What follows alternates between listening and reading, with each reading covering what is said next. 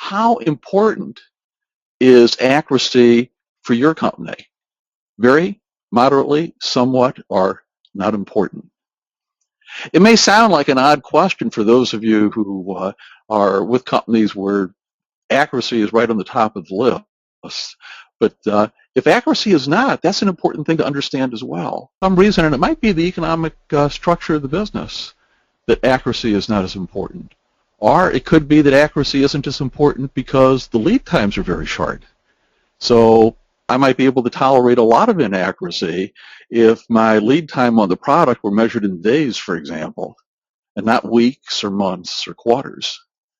So it's not that those who were not concerned about accuracy are wrong. They may have some business model or be operating in some context where it doesn't really have a huge economic impact.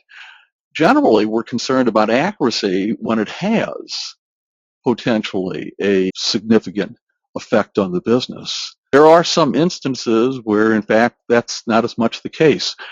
That's one of the things that globalization, quite honestly, has done. We've become more and more in need of accuracy because our lead times have gotten longer and longer on products.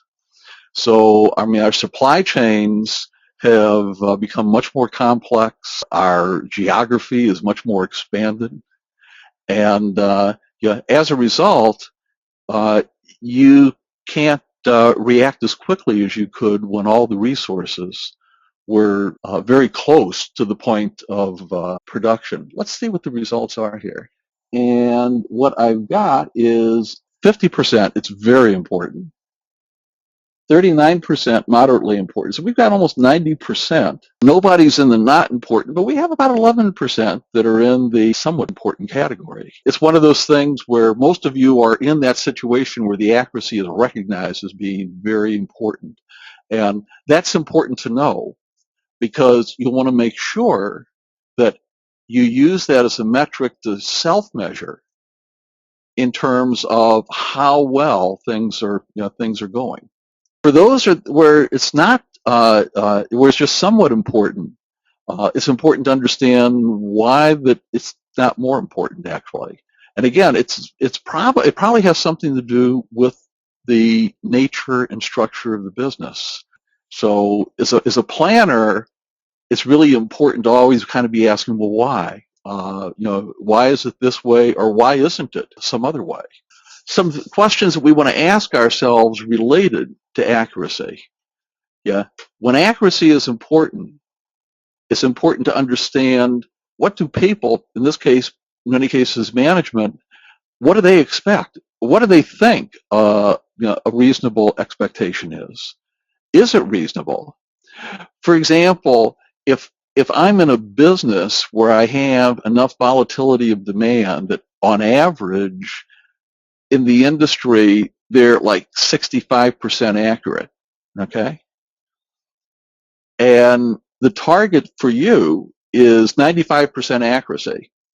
It's going to be tough to hit that. It may be impossible to hit that because there's something that's causing the demand to behave in a way that you end up having to use more inventory and more safety stock because of the inherent nature of the demand. It's one of the reasons why it's always important to look at the demand, plot the data, see how volatile it is or how consistent it is. I mean, you can visually see it. There's measurements we'll talk about that help with that as well. But you want to make sure that you're able to manage expectations to a reasonable level. So you don't want to just accept something because it seems reasonable. And most people will tell you they're just shooting from the hip, kind of blind. How accurate should something be? They'll usually tell you, well, it ought to be like 95 or 96% accurate. And there are some things that you can forecast, like utilities, that are that accurate, especially consumer goods. Most consumer goods are inherently volatile enough. That kind of accuracy is not going to be achieved on any kind of a consistent basis. Of course, you also want to focus on, well, how do you measure accuracy? There's all kinds of different measures we have for error. And of course, accuracy is just the flip side of error. So you want to make sure that you're using a measure. Sometimes there's a price for accuracy. You have to get more information. You have to invest in more systems. You have to have more people involved and so on. It sometimes the cost of getting the additional accuracy is greater than the economic benefit of the greater accuracy.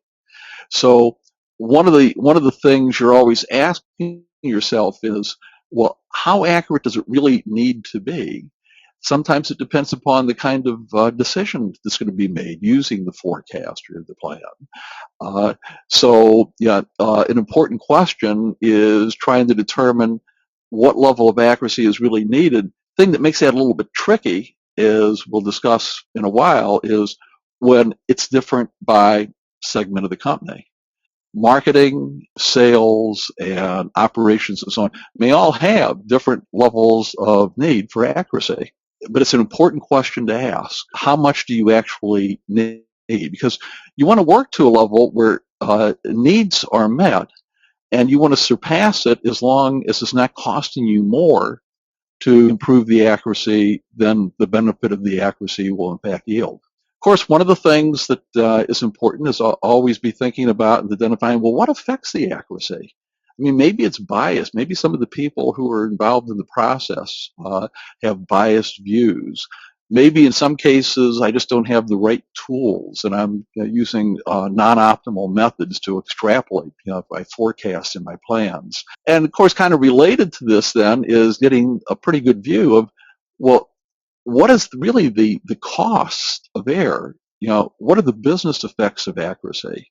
Because you want to be in a position to be able to explain to people why something ought to be important to them or not be. For example, if I was in a business where I had a very short lead time, and somebody said, "Oh my God, the accuracy is way off," but it turns out that the cost of that is very low because it only has a 2-day effect. It's not weeks or months.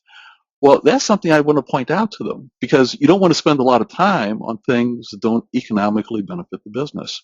And of course, one is always looking for ways to be able to improve the plans and the forecasts, the accuracy along with it, and trying to identify steps that may help.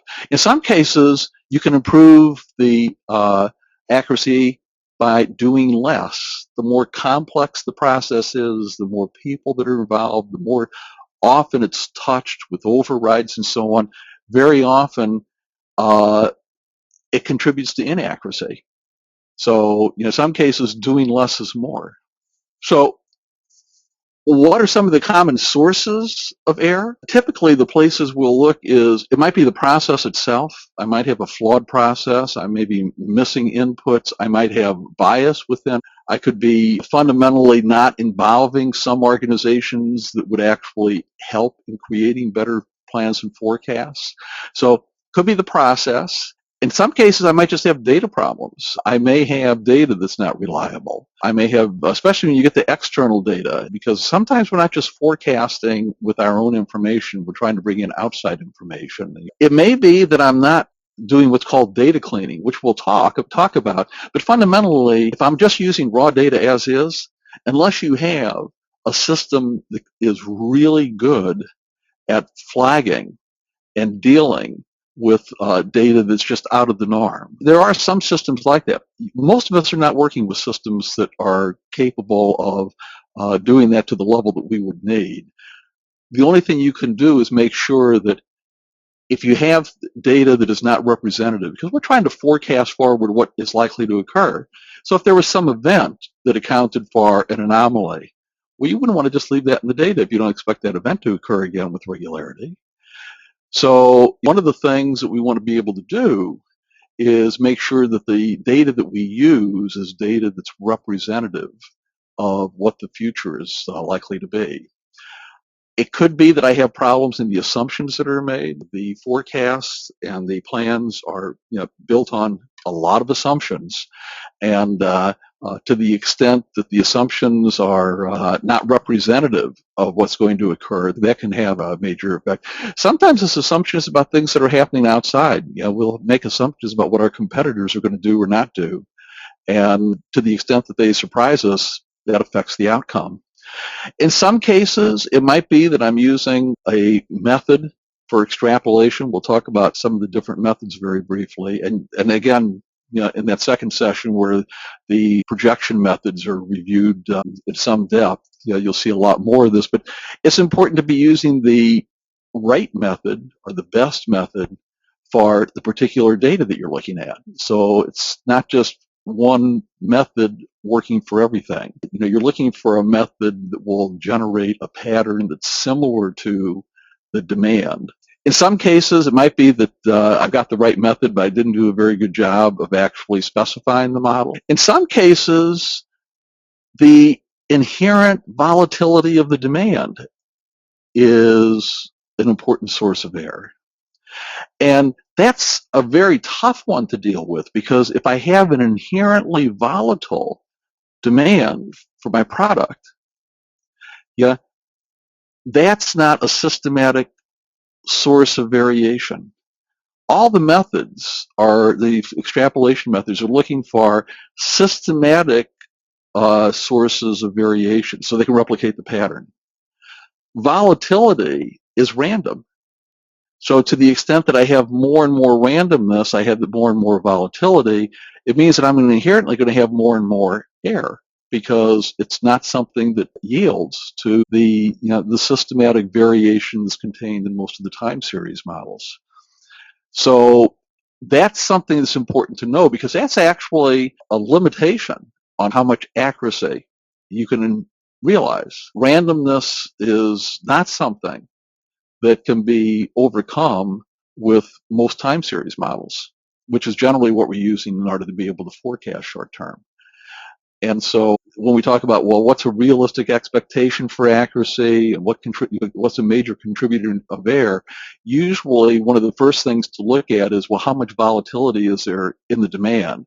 Now, kind of the related to that is, if the volatility of the demand is being driven to some extent by a lot of promotional activity, sometimes in an effort to drive the business, marketing plans will begin trying a lot of different things, and the promotions, never really let up. And in fact, what that can do is contribute to the appearance of volatility. So almost we're creating the volatility because of our own internal actions. There, the thing to do is to try to manage that promotional activity down to something where it doesn't kind of whipsaw the customer all the time. In some cases, a major source of error is actually just the instability of what may be going on in the markets for the business. It could be the economy, it could be competitors. In some cases, political change especially with the global environment we have, we're more and more affected by what happens in other countries and other regions. And so that political environment can be an amazingly important thing. For example, in oil and energy, that's certainly the case. So what kinds of things do we look at in terms of